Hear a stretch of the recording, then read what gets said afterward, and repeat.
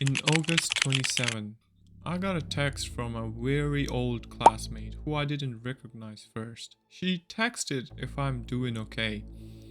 As I assured her everything is fine, but the feeling was really not comforting. From all the people, why a stranger? Then 2 days later, we chatted again. Found out she wasn't a stranger. She had read some of my stories and Twitter posts. She turned out to be my classmate, but what's wrong with those posts? That she texted me if I was okay or not, out of the blue. I wanted to show you some of the evidence that was in my Instagram highlights.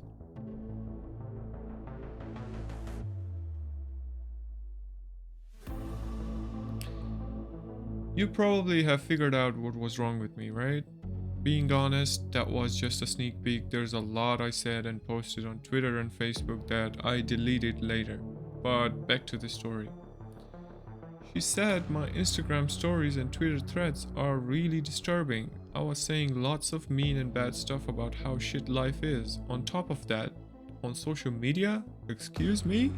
Then, a week later, I got another text about this matter from an old friend. You're pathetic. Your stories ruin my mood in morning. I'm blocking you.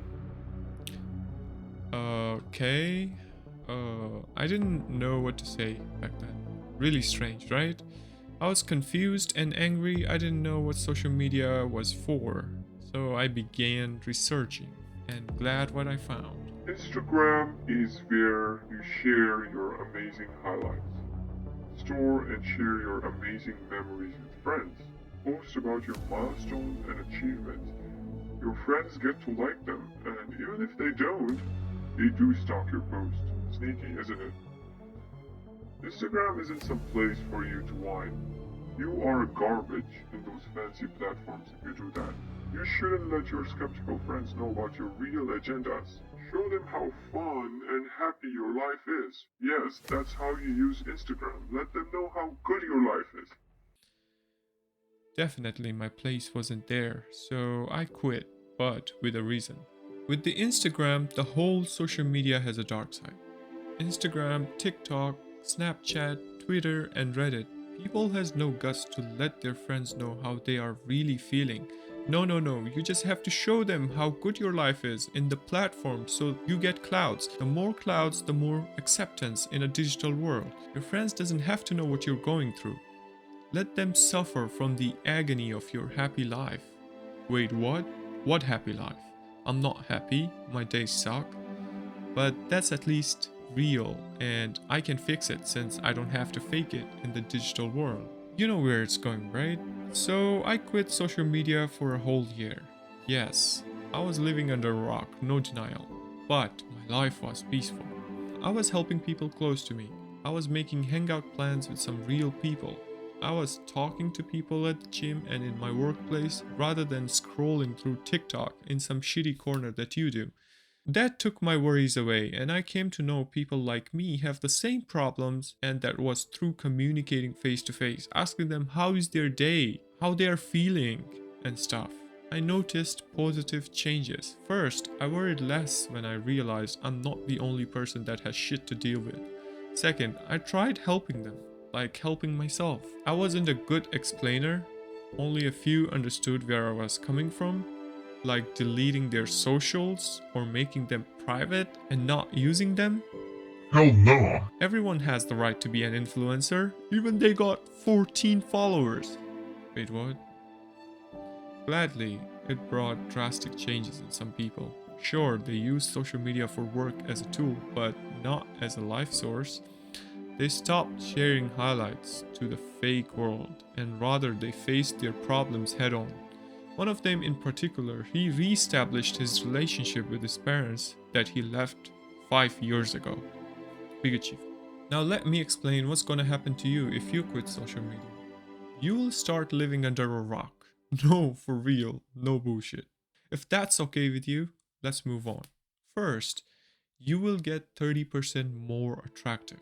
Here's how. You will stop using Snapchat filters or any other filter and rather try a skincare or diet plan, meaning you will stop showing your fake beauty to strangers but rather real beauty to people who might be interested in you. More relationship opportunities, right?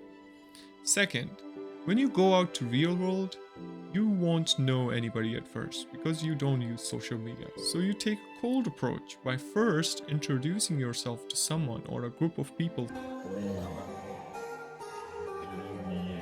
face to face, a complete stranger. That way your confidence builds up as you see them deeply listening to you and with good gestures. That's when you feel good about yourself. Third, you will have lots of time. You will get bored, which is healthy than being invested on a screen. With boredom, you will have new innovative ideas, and to kill the boredom, you won't run to your phone, but rather to your workstation, which will lead to learning and making money. Fourth, you will start noticing your parents, and personally, I was a bad child. I didn't even listen to what mom had to say, nor I put any effort to help her around the house. I blame myself for using social media and playing games. However, it all changed when I quit social media. I was making efforts so she can notice me that I help her around the house and not closing my doors while staying in my room. Fifth, I recovered my sleeping habit. I sleep 8 hours a day, which is good for two things: my mental health and my body. I gained 4.7 kilos of muscles as I fixed myself. I got more testosterone than I ever had 2 or 3 years ago. My mental space is filled with improving myself and learning new things. It's focused on constantly knowing myself better. It also helps me with offering longer prayers. That's what I'm most thankful about. There are many more positive changes in me since quitting social media. I stopped eating junk foods, like no ads, no sale, right? I appreciate my mom's home cooking more. They are healthy and really good for muscle gain. They are tasty as well. I do house chores too, like I make my bed daily and clean around the house. that's something that's something productive, right? For me, social media was an extra thing that was disturbing my real life. I tried balancing or coping with both of them, but I think I failed, so I had to choose one. It's okay if that's how a failure look like these days. Haha. But seriously, I was less distracted and more focused, meaning I got shit done in no time and I had extra time to do some other thing. For me, turning everything into a side hustle is not realistic. I enjoy helping my parents more than growing a passive income. With a cliche thing to say, but that's how I roll. That's it for this week's Dark Wisdom, guys. Hope you guys gather some more folks into our next ritual. Peace.